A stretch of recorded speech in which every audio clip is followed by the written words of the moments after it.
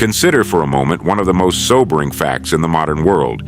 Of every 100 men who begin their working lives at the age of 25, 100 men who start out with equal hope, equal energy, and equal time before them. By the time they reach the age of 65, only one will be wealthy.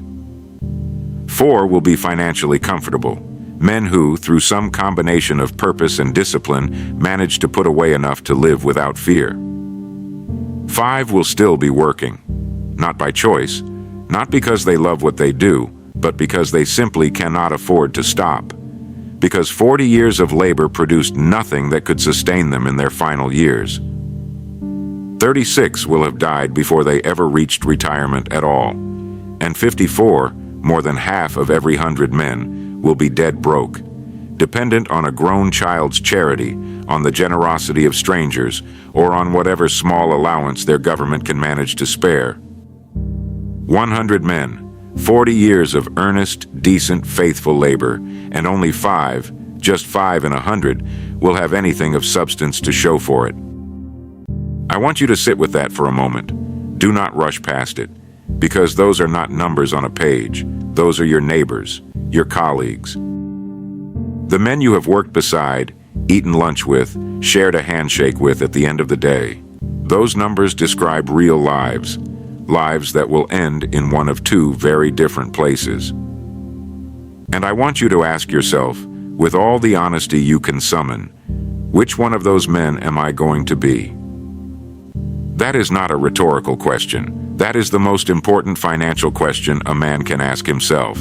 And it is what we are going to examine, carefully and completely, in the time we have together today. Now, the remarkable thing about financial failure, the thing that makes it so difficult to see coming, is that it does not announce itself. It does not arrive like a storm, with clouds gathering on the horizon and thunder giving fair warning. It moves in the manner of fog, slowly. And by the time a man realizes he is surrounded by it, he has often already lost sight of where he intended to go. A man works hard. He earns his pay. He provides for his family in the way his father provided, and his father's father before him. He tells himself he will attend to the future when the future draws a little closer. And so he waits. And the years pass. And the future arrives, not as a distant concern, but as the present reality of a man in his 60s, with very little set aside and no clear plan for what comes next. And here is what I find most striking about this. The men who end up in that condition are not, by and large, bad men. They are not lazy men. They are not foolish men in any ordinary sense of the word. Most of them worked as hard as the men around them. Most of them were honest and reliable and decent in all the ways that society rightly values. So what went wrong? What is the invisible fault line that runs beneath the lives of the 95? The thing they did not do, or did not understand, or did not believe applied to them. I have thought about this question for many years, and I am convinced that the answer is not complicated. The answer is, in fact, so simple that most men dismiss it immediately upon hearing it, which is precisely why it continues to go unheeded. The men who retire poor are men who never decided. They never made a firm, written, specific decision about what they intended their financial lives to produce. They had hopes, certainly. They had wishes. They had vague, pleasant images of a comfortable old age, a house paid off, a modest savings, perhaps a little something to leave to the children. But wishes are not decisions. Hopes are not plans. And a pleasant image in the mind is no substitute for a written goal with a deadline and a method. You see, the human mind is a goal-seeking instrument of extraordinary power. When it is given a clear target, a specific destination, it will move toward that destination with a persistence and a creativity that can seem almost supernatural. It will find paths that were not visible before. It will attract opportunities that seemed unavailable. It will marshal the full resources of a man's intelligence and energy in service of whatever he has most deeply decided to achieve. But, and this is the crucial point, The mind cannot seek what it has not been given. It cannot move toward a destination that has not been named. And if a man gives his mind nothing specific to pursue, it will pursue nothing specific. It will respond instead to whatever immediate pressure presents itself, the bill that is due, the comfort that is available, the habit that is easiest to continue. And a life organized around immediate pressures and available comforts, no matter how earnestly lived, will not produce financial independence. It will produce, reliably and predictably, the condition that describes 54 of every 100 men. Now, there is another dimension to this problem that I want to address directly because I think it is at the root of a great deal of financial suffering. Most men were never taught to think about money as a subject worthy of serious, disciplined attention. They were taught to earn it. They were taught, in a general way, to be careful with it, but they were never taught the principles that govern its accumulation. They were never shown, in clear and practical terms, how a man of ordinary income could, through consistent application of a few simple laws, arrive at the end of his working life in a position of genuine financial strength. And because they were never taught these things, most men operate on a set of unconscious assumptions about money that are simply not true. They assume that financial security is the natural reward of hard work. It is not. They assume that a higher income will eventually solve the problem. It rarely does. They assume that the future will somehow take care of itself. It will not, at least not in the way they are hoping. Financial independence is not an accident. It is not a gift.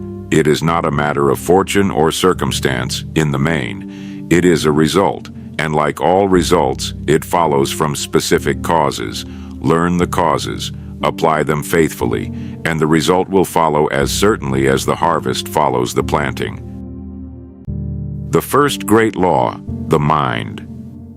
Let us now turn to the principles themselves, the specific laws that govern the accumulation of wealth. Because principles are what separate the man who understands this subject from the man who merely wishes he did. The first and most fundamental law is this: we become what we think about. Marcus Aurelius, the Roman emperor and philosopher, understood this nearly 2,000 years ago when he wrote that a man's life is what his thoughts make of it. Emerson echoed it in the last century. William James, perhaps the greatest psychologist this country has ever produced, built an entire philosophy around it. And the great achievers of every generation, when asked to account for their success, return again and again to some version of this same idea. The mind moves always in the direction of its dominant thoughts, not occasionally, not when circumstances are favorable, always. Now consider what this means for a man who spends the greater part of his mental life thinking about what he does not have, about the bills that exceed his income, about the opportunity that passed him by, about the unfairness of his situation. That man's mind, faithful servant that it is, will continue to find and create the conditions that confirm those thoughts. It will see obstacles where another man sees opportunities. It will interpret setbacks as proof of its limitations. It will, in a very real and practical sense, produce more of what it is focused upon. And the man who has fixed his mind upon a specific, written, deeply desired financial goal, that man's mind will go to work on that goal with a diligence and an ingenuity that his previous drifting self could not have imagined. He will notice things he did not notice before. He will think of approaches that would never have occurred to him in his earlier unfocused state. He will find, almost invariably, that the world seems to cooperate with a man who knows exactly what he wants. This is not superstition. This is not wishful thinking dressed in philosophical clothing. This is simply an accurate description of how the human mind functions when it is properly directed. Now let me be specific about what this means in practice. A man who wishes to change his financial future must begin by changing the dominant content of his thinking.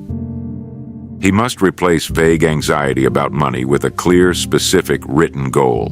He must replace the habit of focusing on what he lacks with the habit of concentrating on what he is building. He must, in short, give his mind a destination, and then trust that instrument to begin finding the route. This requires discipline. It requires that a man return every morning and every evening to his written goal, that he read it aloud, that he think about it seriously for several minutes each day, not as a magical incantation, but as a deliberate act of directing the mind's attention toward the thing he has decided to achieve. There is a famous story, perhaps you have heard it, of a man who was asked how he had built a great fortune from nothing. He said that every morning before he rose from bed, he spent 15 minutes thinking about his goal, about what it would look like when he achieved it, about what the next step was, about what he could do that day, however small, to move himself closer to it. He did this every morning for 30 years, and he built, from an ordinary beginning, a life of extraordinary financial substance. 15 minutes each morning for 30 years.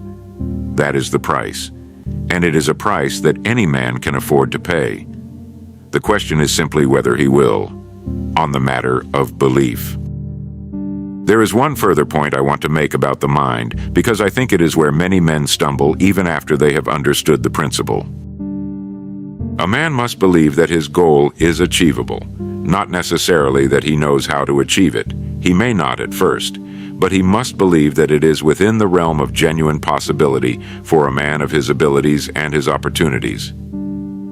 Because a goal that a man does not truly believe he can reach will not receive the full force of his mental energy.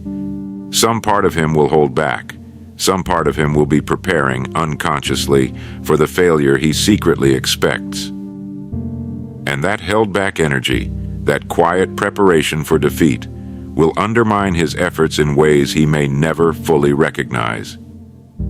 So a man must choose a goal that stretches him, that is larger than what he has managed before, but that he can, upon honest reflection, see himself achieving. And then he must defend that belief against the perfectly natural skepticism of the people around him, who have their own unfulfilled dreams and who may, without malice, communicate their doubt. Guard your belief in your goal as you would guard any other valuable possession, because it is, in a very real sense, the most valuable thing you own. The second great law, the habit of saving. The second great law of financial independence is this: a portion of all you earn is yours to keep. George Clason set these words down in a small book that has perhaps done more practical good for ordinary men than any financial volume ever written. The Richest Man in Babylon, it was called. And the lesson it teaches is so plain, so unadorned, so stripped of complexity, that men read it and think, surely it cannot be this simple. Surely there is something more to it than this. There is not. Pay yourself first, before the landlord receives his rent, before the grocer receives his payment, before any obligation of any kind is settled. Set aside no less than 1/10 of everything you earn and put it somewhere it cannot easily be touched. Not for an emergency, not for an opportunity that seems too good to pass, not for any reason whatsoever, until the day you are prepared to put it to work in a way that will produce more money than it cost you. Now, I am aware that when a man first hears this, his immediate response is often, I cannot afford to save 10%. My income barely covers my expenses as it is.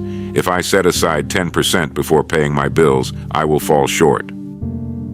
And to that man I want to say, as gently and as directly as I can, you cannot afford not to. Because the alternative, spending everything you earn year after year, decade after decade, has a guaranteed outcome. We have already named it. It is the condition of 54 men in 100 at the age of 65. And if a man's current habits are producing that outcome, then his current habits must change. There is no other logical conclusion. But let me say something else about the 10%, because I think the arithmetic of it deserves to be stated plainly. A man who earns a modest income, Let us say a wage that places him squarely in the middle of his profession, neither at the top nor the bottom, and who saves faithfully 10% of that income from the age of 25, investing it at a reasonable rate of return, will arrive at 65 with a sum of money that will astonish him. Not because he was clever, not because he was lucky, but because of a force so powerful and so patient that most men never learn to harness it. That force is compound interest, and I want to spend a few minutes on it because I believe that a man who truly understands it, not as an arithmetic formula, but as a living, working principle, will treat every dollar he saves with an entirely different quality of attention. The miracle of compounding, hear truth about compound interest. Your money earns a return, and then that return earns a return, and then that return earns a return. On and on, year after year, with the pile growing not in a straight line, but in a curve that bends upward with increasing steepness the longer it continues. In the early years, the growth seems modest. A man saves diligently, and the results appear unremarkable.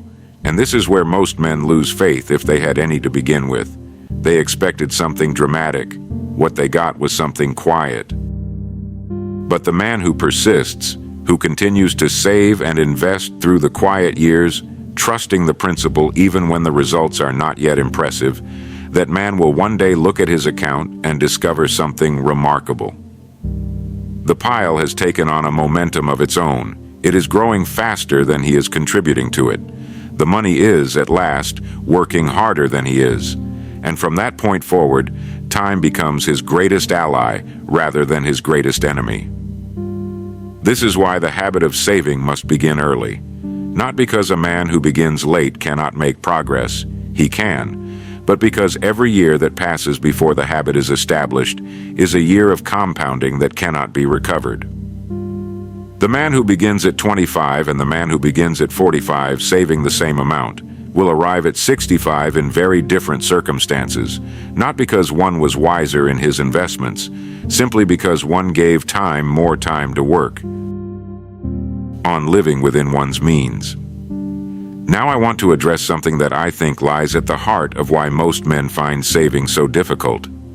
And it is this: our society has become extraordinarily skilled at separating a man from his money.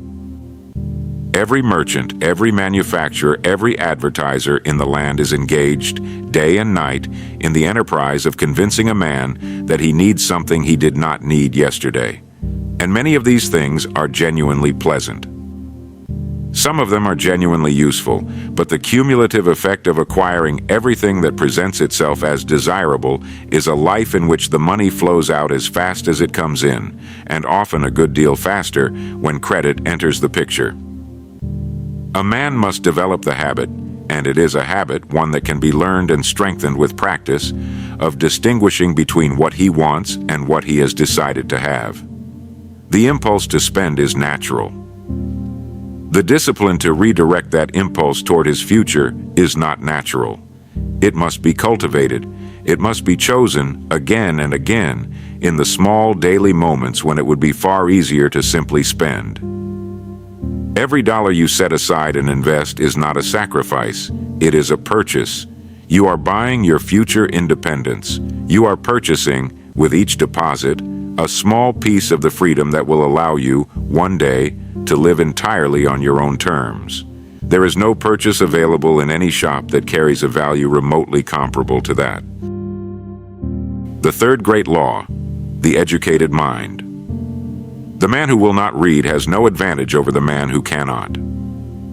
I have stated before, and I will state again, because I believe it to be among the most practically useful things I know. If a man will devote 1 hour each day, a single, solitary, unhurried hour, to the serious study of his chosen field, he will, within 3 years, be among the most knowledgeable men in his profession in his city. Within 5 years, he will be a recognized authority. 1 hour a day, 365 hours a year. That is the price of expertise. And yet how many men will pay it? Most men come home from their day's work and surrender the evening to whatever requires the least of them. They sit, they rest, they let the hours dissolve. And I do not say this as a judgment. Rest has its rightful place, and no man should be condemned for taking it. But there is a difference between rest that restores a man and inertia that merely consumes his time. The man who reads an hour each evening in his chosen field, who studies the masters of his profession, who follows the best thinking of the best minds in his industry, that man is not resting. He is building. Quietly, invisibly, night by night, he is constructing an expertise that will, in time, make him more valuable than most of the men around him. And greater value, consistently demonstrated, commands greater compensation. That is simply how the world works. What a man should study. Now I want to be specific about what a man ought to be reading and studying, because I think the principle of the 1-hour study is sometimes misunderstood. A man should study, first and foremost, the field in which he earns his living. He should know that field more thoroughly than his employer expects, more deeply than his colleagues have bothered to go, more completely than any single job description requires of him. He should read what the leaders of his field have written. He should understand the history of his profession, how it developed, what principles have endured, what changes have proven lasting, and what changes have been merely fashionable. He should also study the principles of financial management, not as an academic exercise, but as a practical necessity. A man who understands how money works, how investments function, how wealth accumulates through the patient application of simple laws, is armed with knowledge that his school never gave him and that most men never seek. And he should read the biographies of great men, not for inspiration in the shallow sense of the word, not for an emotional lift that fades by morning, but for the deeper education that comes from watching, in careful detail, how a man of achievement actually conducted his working life.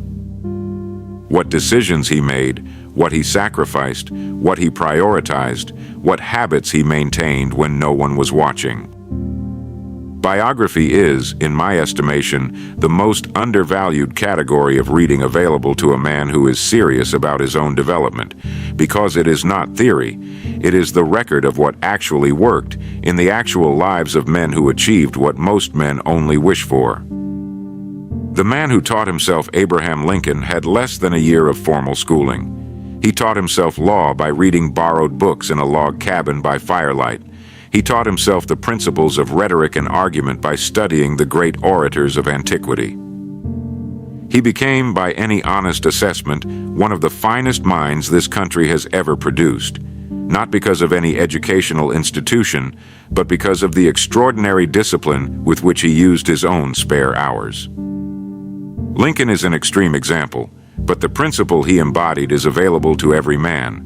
The man who decides to use his time differently than the men around him, who guards those daily hours of study with genuine seriousness, will become, in the course of years, a genuinely different man.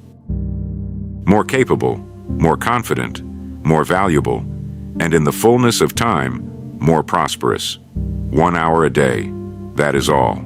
That is the full price. The fourth great law, environment and association.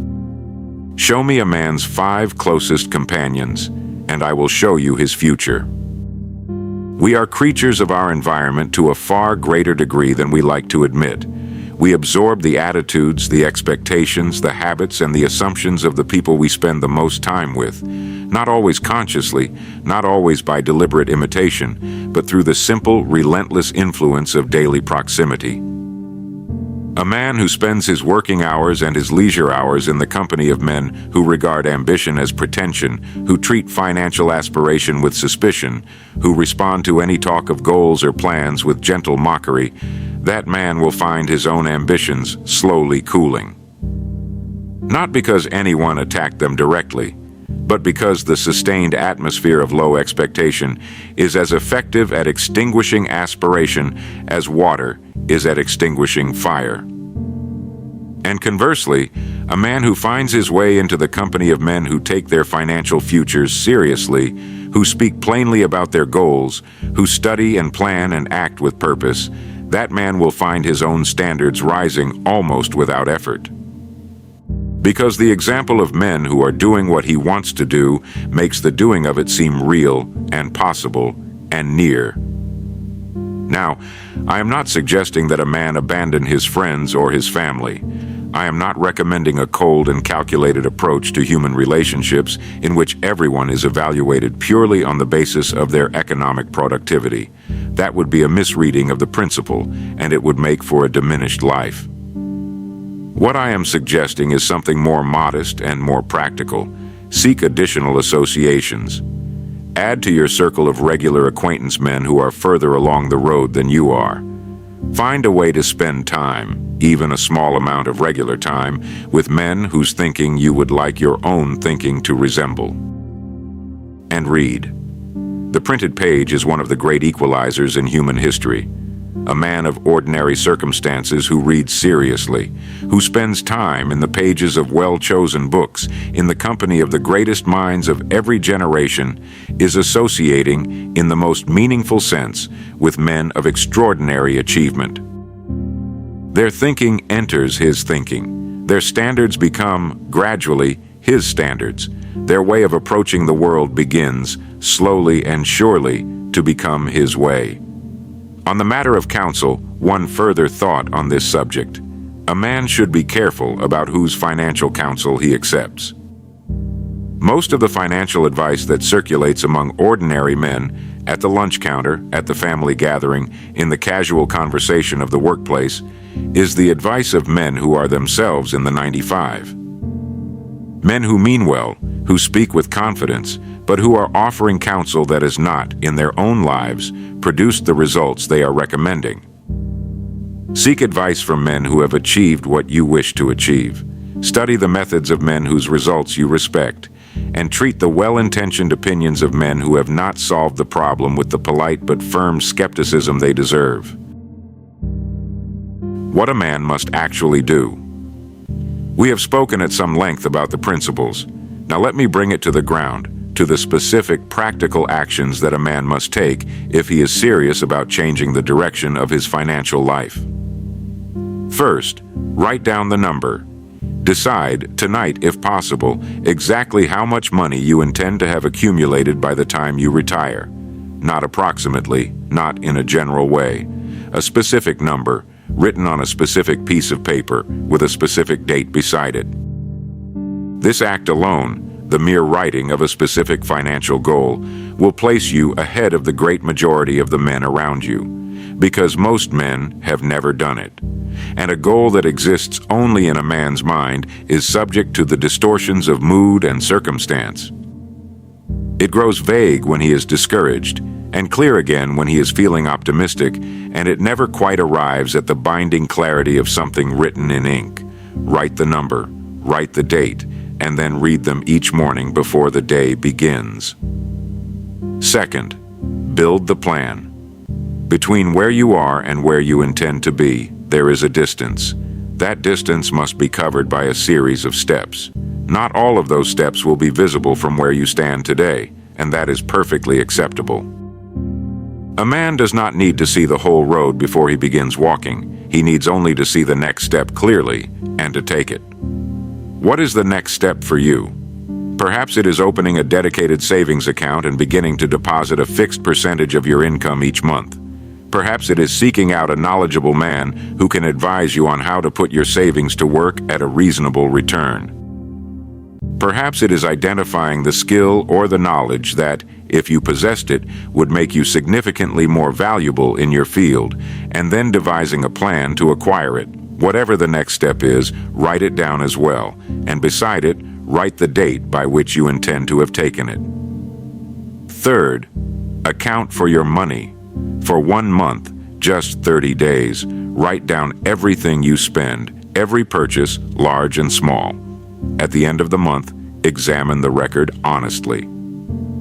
You will almost certainly discover that a meaningful portion of your income is flowing toward things that have no lasting value and are bringing you no lasting satisfaction. I am not recommending deprivation. I am recommending clarity. A man who knows precisely where his money is going is in a position to make deliberate choices about it. A man who does not know is simply drifting, spending by habit and impulse, wondering each month where it all went. Every dollar that is currently going toward things of no lasting value is a dollar that could be redirected toward the goal you have written down. The question is simply whether you want the goal badly enough to make that redirection. Fourth, begin today, not next week. Not when the situation at work improves. Not when a particular obligation is behind you. Today. The habit of beginning tomorrow is the single most reliable engine of financial failure in existence. There is always a reason to wait. There is always a condition that has not yet been met, a circumstance that has not yet resolved itself, a moment that has not yet arrived. And in the waiting, the years pass. And at 65, a man looks back across 40 years of waiting for the right moment and realizes too late that the right moment was every moment he allowed to slip by. Begin today with whatever you have. If the step you can take today is small, take the small step. A small step taken is infinitely more valuable than a large step planned but never taken. The habit of action, of doing something each day, however modest, that moves you toward your goal, is itself one of the most powerful financial assets a man can possess. So if you are listening to this today, that is not a small thing. It means that somewhere in you there is a voice that is not satisfied with drift. There is some part of you that knows you are capable of more than the average outcome, that the life of the 54 does not have to be your life, that you are not obligated by habit or circumstance to arrive at 65 with nothing to show for your years of effort. That voice is correct. You are not obligated to that outcome. No man is. The laws that govern financial independence are available to every man who is willing to learn them and apply them. They do not favor the well-born. They do not reward the clever above the diligent. They respond, with perfect fairness, to whoever will use them. The question is whether you will. And I cannot answer that for you. No one can. It is the most private decision a man makes. This decision about what he intends to do with the years and the energy and the capacity he has been given. It is a decision made not once, but every morning, in the quiet moment before the day begins, when a man either turns his mind deliberately toward his goal or allows it to drift once again toward whatever the day happens to bring. Make that decision. Make it tonight. Write down the number. Write down the date. Commit in the privacy of your own mind to becoming one of the 5. Because the man you are capable of becoming, the man who retires with dignity and independence, who has something of value to leave behind, who looks back across his working life with the quiet satisfaction of a man who did what he set out to do, that man is built one deliberate day at a time. He is built in the mornings when you read your goal before the day pulls you away from it. He is built in the evenings when you study for an hour instead of surrendering the time. He is built in the small daily moments when you redirect a dollar toward your future instead of spending it on your present. He is built today and tomorrow and the day after that. And one day, not by accident, not by luck, but by the faithful, patient, daily application of these ancient and reliable principles, he will arrive. Good luck to you, and good hunting.